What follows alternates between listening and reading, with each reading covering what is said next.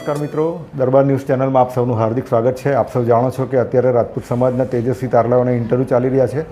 તો અત્યારે હું વાલિયા તાલુકાના કરા ગામમાં આવેલો છું અને કરા ગામના પ્રગતિશીલ ખેડૂત જીતેન્દ્રસિંહ ખેરના ઘરે છું।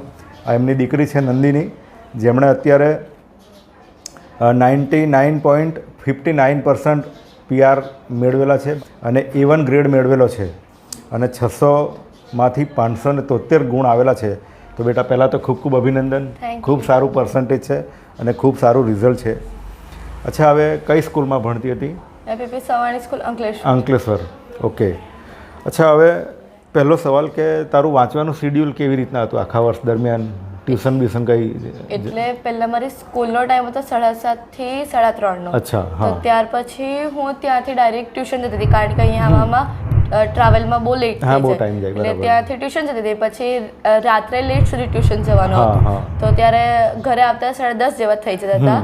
તો મેં શેડ્યુલ અમુક ટાઈમ એવી રીતે બનાવ્યું હતું કે એટલા વાગે સૂઈ જવાનું અને રાત્રે 1 વાગે ઉઠીને રાત્રે 1 થી 4 વાગ્યા સુધી કોઈ ટાઈમ વાંચતી હતી, તો ક્યારે રાત્રે 12 કે 1 વાગ્યા સુધી વાંચતી હતી અને પછી ડાયરેક્ટ સવારે વાંચતી હતી। બરાબર છે। ઓકે, હવે આ તારા જે સબ્જેક્ટ છે એમાં હાઈએસ્ટ માર્ક્સ કયા સબ્જેક્ટમાં? સંસ્કૃતમાં કેટલા છે? 100માંથી 100। 100માંથી 100, વેરી ગુડ, વેરી નાઇસ।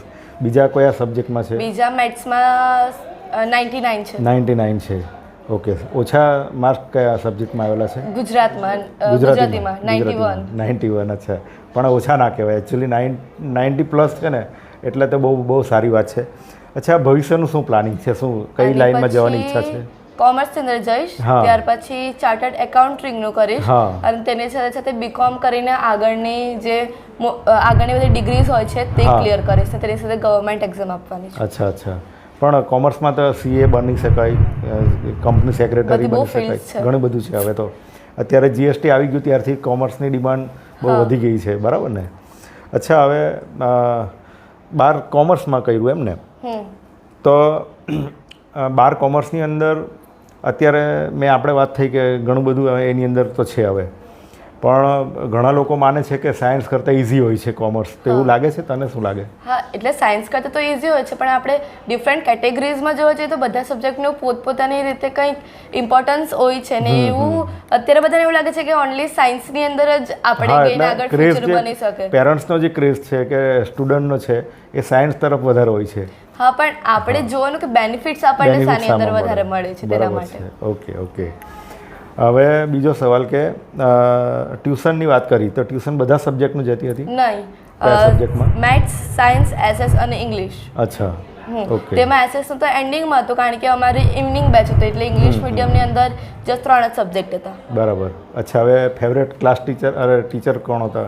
મારા સાયન્સના સર। શું નામ? મહેન્દ્રસિંહ વસી સર। મહેન્દ્રસિંહ વસી। અચ્છા, ક્લાસ ટીચર કોણ હતું? અમારા ક્લાસ ટીચર રાધિકા મેમ પિલુદરિયા। અચ્છા, સંસ્કૃત ભણાવતા હતા। બરાબર। અચ્છા, હવે તારા બેસ્ટ ફ્રેન્ડ કોઈ?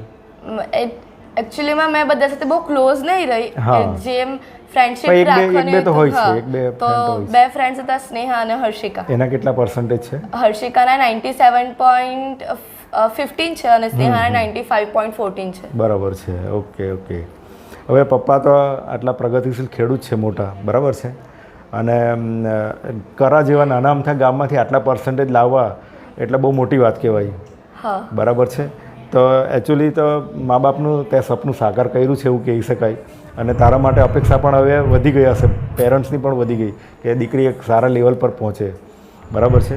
તો એના માટેની ખૂબ ખૂબ શુભેચ્છા, અને આગળ વધે, ખૂબ પ્રગતિ કરે, મમ્મી પપ્પાનું નામ રોશન કરે, સમાજનું નામ રોશન કરે, એવી શુભેચ્છા તને। Thank you.